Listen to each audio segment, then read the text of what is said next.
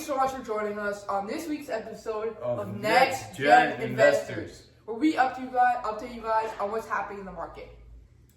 Well, last week, my stock pick was DSIXG, which is a defense ETF, and it barely moved, going up 0.6. What happened to yours, Buffett? So my pick, and it wasn't just my pick for this past week, but it's really my pick for 2026 and 2027, is Duolingo. And this week, it didn't really move. It was up like 0.3%. I mean, it started off the week really strong, going up 10% in 2 days. And it faded as the market went more risk off. The stock did fade with the rest of the market, but ended around even, up 0.3%. So now why don't we talk about what happened this past week in the market in all earnings? Okay. Well, most importantly, the Fed rate decision was to keep interest rates steady, the same number at 3.5 to 3.75%. And the Fed is now only suggesting, sounds like traders are pricing in only one rate cut for 2026. This is down at the beginning of the year, or maybe in like 2025, they were pricing in like 2 to 3 cuts, and now it's only down to 1. Well, in better news, Micron reported earnings and beat. Their revenue beat of $23.86 billion, up 196%. Wow, that's really good. And this reassured investors, especially ones focusing on AI industry as a whole. The S&P went down a little bit. I have a question for you, Warren. Why would Micron reported these absolutely phenomenal earnings? Why do you think the stock went down? It didn't. It went up. It did. No, it didn't. The stock went down. The stock hit a new high before a minor technical pullback on Thursday. It pulled that. Why would the stock go down if it just reported? You can look it up. All the viewers can look it up. Micron took a dip after earnings of about 5 to 10%. I'm giving Warren a little bit of a quiz here. Okay, well, to be honest, I don't know. But I can make a guess.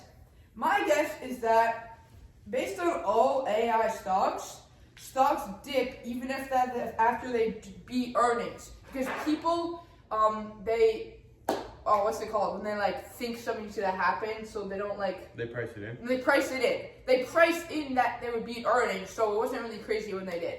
Is that why? That's actually a very good guess. But the actual reason I read in an article is that everyone knew Micron is going to have these crazy numbers this year, maybe even next year. Oh yeah, so they're looking ahead for the next couple of years. They're looking at okay, let's say that these big hyperscalers, Google, Meta, Amazon, they start stepping back their spending. What happens to Micron's earnings then? Because then they're gonna have to start taking on margin pressure, where competitors might start lowering their prices because demand isn't as high. Nvidia might try and lower the prices because their margins have expanded like crazy. Because before memory wasn't in so much demand.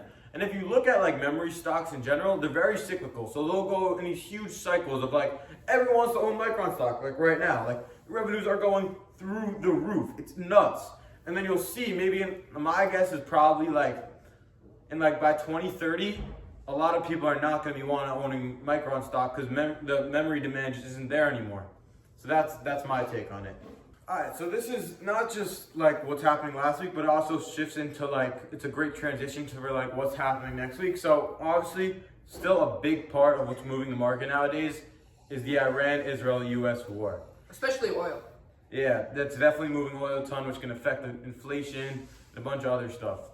Wait, one more thing about last week is we did forget to mention PPI, which is Producer Price Index. Did come in hotter than expected, which is another measure for inflation, and that's another reason the Fed probably held off on lowering rates. But now back to the war. So this past week, Israel did hit Iran's energy facility. I believe this is the first time this happened in the war. And then Iran retaliated by striking Qatar's biggest energy facility, and Qatar said there was major damage done. And Trump did get very upset at this because this spiked oil huge back up to 110 now, because it went down after the rumors of war ending, whatever. And it went down to 80, 90. Now it's already back up to 110. Now let's check out what's going to happen next week. On Thursday, March 26th, the labor market weekly jobless claims will provide the latest pulse on how many people don't have jobs. And this will be very important to know. So another thing happening next week is there is like a housing market check. It's just basically like new home sales are being reported. And I think this is very important because the housing market has been frozen for like a long time now. For the past 3 years, if you look at like the numbers, like new home sales have been down like near all-time lows. You know, like people moving, or it's just not happening because, you know, mortgage rates are so high right now and interest rates are so high. And that's a big reason why Trump wanted the Fed to lower, because when the Fed, it's not like a direct correlation, but when the Fed lowers their interest rates, Yeah. it almost always usually leads to lower mortgage rates, which gets more people To move. and will probably unfreeze the housing market. And now, what you've been waiting for, our best segment of the week. Next week's stock picks. Why don't you start? So I'll start. So my pick this week is Pagaya Technologies, ticker symbol PGY. So this stock, they're basically an Israeli company, and what they do is, instead of like, you know, necessarily like using your FICO score, which has like a lot of things, like it doesn't. Oh, I read this online. They do all your scores. Yeah, they check everything. So they'll check like where you went to college, what your job is, how like your car payment's doing or whatever. Or like something like FICO only encompasses your credit card payment history. There's a little more to that, but that's mostly what it's based on. So Pagaya will take a lot more stuff, and they have said, based on their reports, that like it is significantly more, it's significantly better at like finding defaults in loans. And so I think long term, this has huge growth potential, and I could even see it like 3 or 4xing from here. Yeah, I agree. And it honestly seems like a great idea. But maybe for the long term. But in the short term, which the stock picks are, I'm taking GameStop. GameStop. Wait, are you signaling a buy or hold on GameStop? GameStop, I'm signaling a buy. Because GameStop's supposed to report earnings this week. And remember that guy, Roaring Kitty? I have a feeling he might tweet something out. And if he tweets something out, it's going to send the stock. Hey, so get in. Invest in it.